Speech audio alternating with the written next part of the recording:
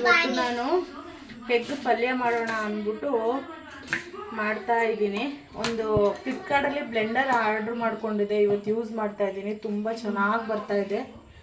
ಇದೆಲ್ಲ ಇದರಲ್ಲೇ ಕಟ್ ಮಾಡಿದ್ದು. ಈಗ ನಾನು ನಿಮ್ಗೆ ತೋರಿಸ್ತೀನಿ ಯಾವ ಥರ ಬರುತ್ತೆ ಅಂತ ನೋಡಿ. ತುಂಬಾ ಯೂಸ್ಫುಲ್ ಆಗಿದೆ. ಇದಾ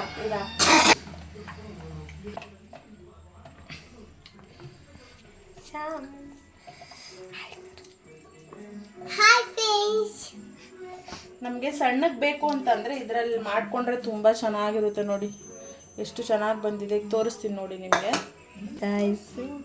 ಮೆಣಸಿನ್ಕಾಯಿನೂ ಹಾಕಿ ಅದರಲ್ಲೇ ಮಾಡ್ಕೊಳ್ಳೋಣ. ಕ್ಯಾಮ್ರಾ ಸೆಟ್ಟಿಂಗ್ಸ್ ಮೆಣಸಿನ್ಕಾಯಿನೂ ಹಾಕೋತಾ ಇದ್ದೀನಿ ಇದರಲ್ಲೇ.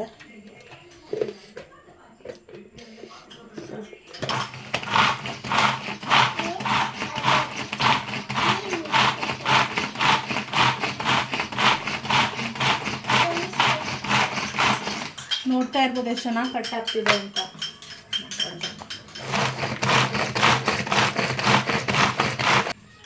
ಇವತ್ತು ನುಗ್ಗೆಕಾಯಿ ಸೊಪ್ಪಿತ್ತು ಸ್ವಲ್ಪ, ಅದನ್ನ ಹಾಕ್ಬಿಟ್ಟು ಎಗ್ ಪಲ್ಯನ ಮಾಡ್ತಾ ಇದ್ದೀನಿ. ಚೆನ್ನಾಗಿರುತ್ತೆ. ಹಾಗಾಗಿ ಸ್ವಲ್ಪ ಮಾತ್ರ ಬಿಡಿಸ್ಕೊಂಡಿದ್ದೀನಿ. ತೊಳಿಬೇಕು ಸ್ವಲ್ಪ ಇದನ್ನ. ಈಗ ನೋಡಿ ತೋರಿಸ್ತೀನಿ ಎಷ್ಟು ಚೆನ್ನಾಗಿ ಬ್ಲೆಂಡ್ ಆಗಿರುತ್ತೆ ಅಂತ.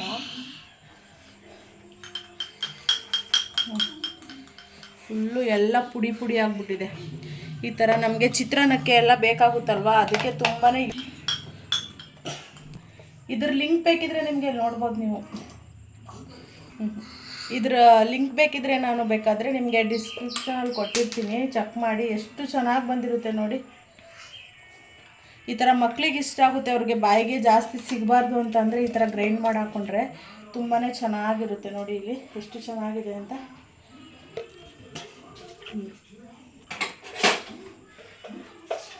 ಹಂಗೆ ಒಂದು ಟೊಮೊಟೊ, 2 ಟೊಮೊಟೊ.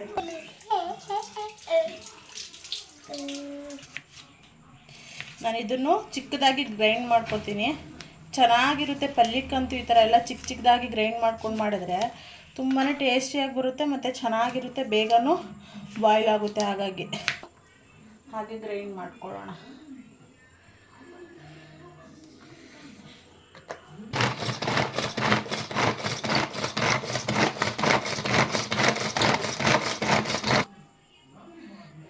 ನೋಡಿ ಟೊಮೆಟೊನು ಫುಲ್ಲು ಗ್ರೈಂಡ್ ಆಗಿದೆ.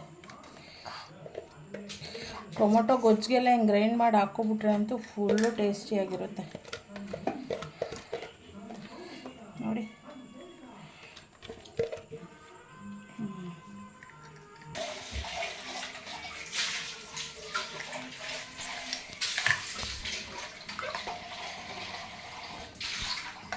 ಸೊಪ್ಪನ್ನು ತೊಳ್ಕೊತಾ ಇದ್ದೀನಿ ಸ್ವಲ್ಪ.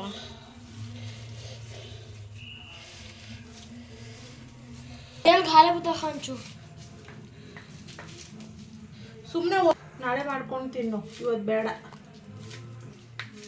ಮಾಡ್ಕೊಳ್ಳಿ, ಚೆನ್ನಾಗಿರುತ್ತೆ. ಪಾಪ ಅಮ್ಮರೇ ಪಟಕ್ ಪಟಕ್ ಸಾಸೆ ಚಾಯ್ ಸಣ್ಣದಾಗಿ ಮಾಡ್ಕೊಳ್ಳಿ ತೊಳ್ಕೊಂಡು. ಏನಪ್ಪ ಏನು? ಫೋನ್ ನೋಡಬಾರ್ದು, ಕಿವಿ ನೋವು ಬರುತ್ತಲ್ವಾ ನಿಂಗೆ. ಇವತ್ತು ವಿಡಿಯೋ ಎಲ್ಲರೂ ನೋಡಿ ವಿಡಿಯೋ ಹಾಕಿದ್ದೀನಿ. ಎಲ್ಲರೂ ಲೈಕ್ ಮಾಡಿ, ಶೇರ್ ಮಾಡಿ, ಕಮೆಂಟ್ ಮಾಡಿ, ಸಬ್ಸ್ಕ್ರೈಬ್ ಮಾಡಿ. ಫೋನ್ ನೋಡ್ಬಾರ್ದು, ಬೈತಾರೆ ಎಲ್ಲರೂ.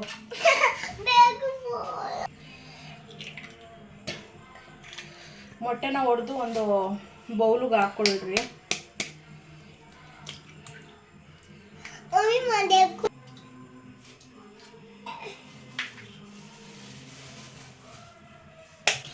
ನೀಟಾಗಿ ಕಲಿಸ್ಕೊಳ್ಳೋಣ ಇದನ್ನು.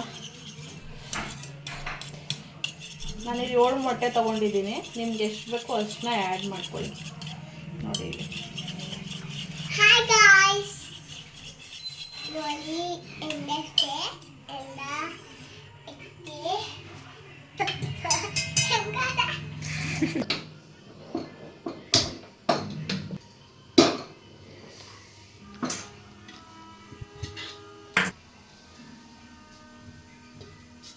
Oil ಹಾಕೋತಿದ್ದೀನಿ first. ಇಲ್ಲಿ 3 ಸ್ಪೂನು ಆಯಿಲ್ ಹಾಕಿದ್ದೀನಿ. ಅದು ಸ್ವಲ್ಪ ಕಾಯಿಲಿ. ಈಗ ಈರುಳ್ಳಿ, ಮೆಣಸಿನ್ಕಾಯಿ, ಕರ್ಬೇವಿನ ಸೊಪ್ಪು ಹಾಕೋತಾ ಇದ್ದೀನಿ.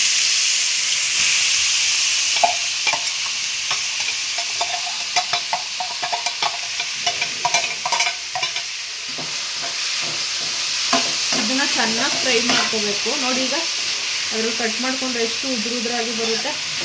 ಇದನ್ನು ಚೆನ್ನಾಗಿ ಫ್ರೈ ಮಾಡ್ಕೊಳ್ಳೋಣ. ಇದು ಬ್ರೌನ್ ಆಗಬೇಕು ಸ್ವಲ್ಪ, ಅಲ್ಲಿ ತನಕ ಚೆನ್ನಾಗಿ ಫ್ರೈ ಮಾಡ್ಕೊಳ್ಳೋಣ. ಎಷ್ಟು ಬೇಕಾಗುತ್ತೆ ನೋಡಿ, ಜಾಸ್ತಿ ಹಾಕ್ಬೇಡಿ, ಆಮೇಲೆ ಬೇಕಾದರೆ ನೋಡ್ಬಿಟ್ಟು ಟೇಸ್ಟ್ ನೋಡಿ ಹಾಕ್ಕೊಳ್ಳಿ. ಸ್ವಲ್ಪ ಹಾಕ್ಕೊಂಡಿರಿ. ಬಾಯ್ಲ್ ಆಗಿದೆ. ಈಗ ಇದಕ್ಕೆ ನಾನು ಸೊಪ್ಪು ಹಾಕ್ತಾಯಿದ್ದೀನಿ.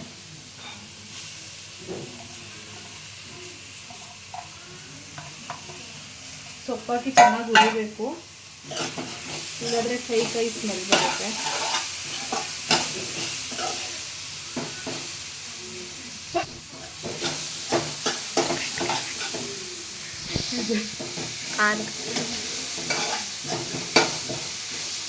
ನನ್ನ ತಂಗಿ ಇದನ್ನೆಲ್ಲ ನೋಡಿ ಕಲೀಲಿ ಅಂತ ಅವ್ರಿಗೆ ಹೇಳ್ಕೊಡ್ತಾ ಇದ್ದೀನಿ, ಬಟ್ ಅವಳಂತೂ ಕಲಿಯಲ್ಲ. ಕಲಿತೀಯನೇ? ಮಾತಾಡು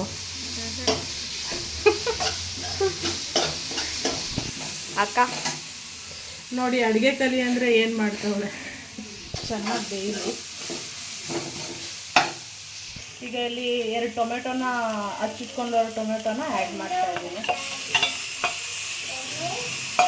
ಅಂದರೆ ಈ ಥರ ಮಾಡಿಕೊಂಡ್ರೆ ತುಂಬಾ ಟೇಸ್ಟಿಯಾಗಿರುತ್ತೆ, ಸಕ್ಕತ್ತಾಗಿರುತ್ತೆ. ಎಷ್ಟು ಚೆನ್ನಾಗಿ ಕಾಣಿಸ್ತಿದೆ ಅಲ್ವಾ. ಬೇಕಿದ್ರೆ ನೀವು ಕೊತ್ತಂಬರಿ ಸೊಪ್ಪನ್ನ ಆ್ಯಡ್ ಮಾಡ್ಕೋಬೋದು. ಇದು ಶ್ಯಾಮ ಯಾರಿಷ್ಟ?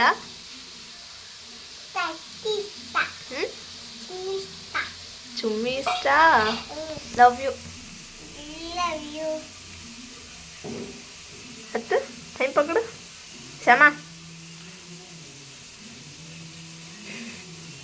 ಲೋ ಫ್ಲೇಮಲ್ಲಿ ಇಡಿ. ಮೊಟ್ಟೆ ಹಾಕ್ಕೊಳ್ಳಿ.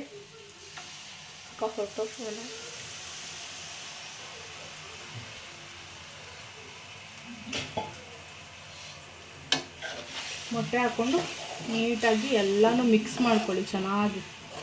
ಈ ಥರ ಲೋ ಫ್ಲೇಮಲ್ಲೇ ಇಟ್ಟು ಮಾಡ್ಕೊಳ್ಳಿ, ಇಲ್ಲಾಂದರೆ ಎಲ್ಲ ಕೆಳಗಡೆ ತಳ ಇಟ್ಕೊಳ್ಳುತ್ತೆ. ಚೆನ್ನಾಗಿ ಮಿಕ್ಸ್ ಮಾಡ್ಕೊತಾ ಹೋಗಿ.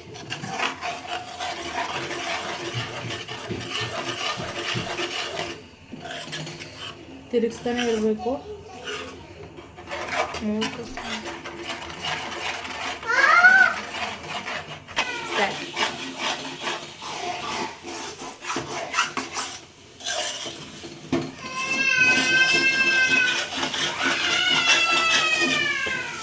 ನೋಡಿ ಫೈನಲಿ ಎಷ್ಟು ಚೆನ್ನಾಗಿ ಬಂದಿದೆ,